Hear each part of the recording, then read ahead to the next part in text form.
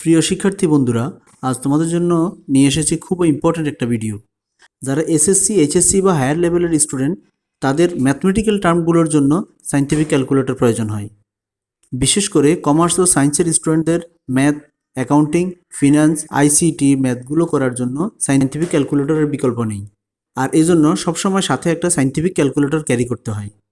আজ আমি শিখাবো কিভাবে তুমি তোমার হাতের অ্যান্ড্রয়েড ফোনটিকে সহজে সায়েন্টিফিক ক্যালকুলেটরে রূপান্তর করতে পারবে। জি হ্যাঁ, প্রিয় শিক্ষার্থী, তুমি ঠিকই শুনেছ।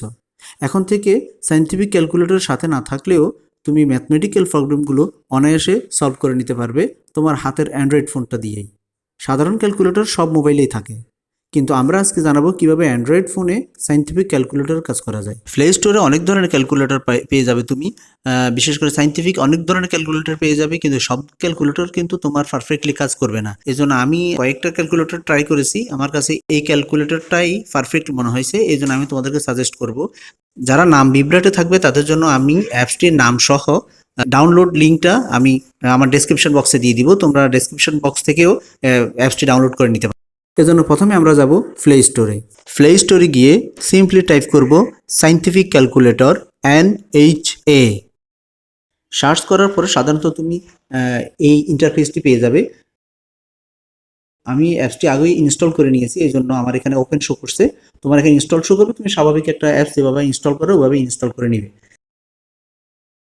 আমি আমার হোম স্ক্রিন থেকে অ্যাপসটি ওপেন করছি। ওপেন করলে দেখা যাবে যে স্বাভাবিক একটা সায়েন্টিফিক ক্যালকুলেটরের যে ধরনের ইন্টারফেস হয় ঠিক একই ধরনের ইন্টারফেস চলে এসেছে। এবার দেখবে আমরা সাধারণত সায়েন্টিফিক ক্যালকুলেটরের কাজগুলো করার জন্য আমাদের মোড ডিফারেন্ট মোডের প্রয়োজন হয়। তুমি দেখো, আমি দেখাচ্ছি এখানে একাধিক মোড অলরেডি দেওয়া আছে। একদম সায়েন্টিফিক ক্যালকুলেটরে যে ধরনের অনেকগুলো মোড দেওয়া থাকে, এখানে সবগুলো মোডই দেওয়া আছে। আমি একটা উদাহরণ দিয়ে তোমাদেরকে ক্লিয়ার করে দিচ্ছি যে তুমি যেভাবে কিভাবে ইউজ করবে এটা। সাপোজ আমরা যদি আইসিটির ম্যাথ করতে যাই, তাহলে আমাদেরকে বেস ফরম্যাটে, বেস মোডে করতে হয়। এজন্য আমি ক্যালকুলেটরে মোড অপশনে গিয়ে দুইবার চাপ দিব। দুইবার চাপ দিলে বেস অপশনটা চলে আসবে। দেখা যাচ্ছে যে বেসের নিচে 3 দেওয়া আছে, তার মানে আমাকে 3 প্রেস করতে হবে। আমি 3 প্রেস করার পরে অলরেডি দেখা যাচ্ছে যে এটা বেস মোডে চলে এসেছে। এবার তুমি দেখো 0-র পাশে একটা ডি দেওয়া আছে, তার মানে এটা ডেসিমেলে আছে।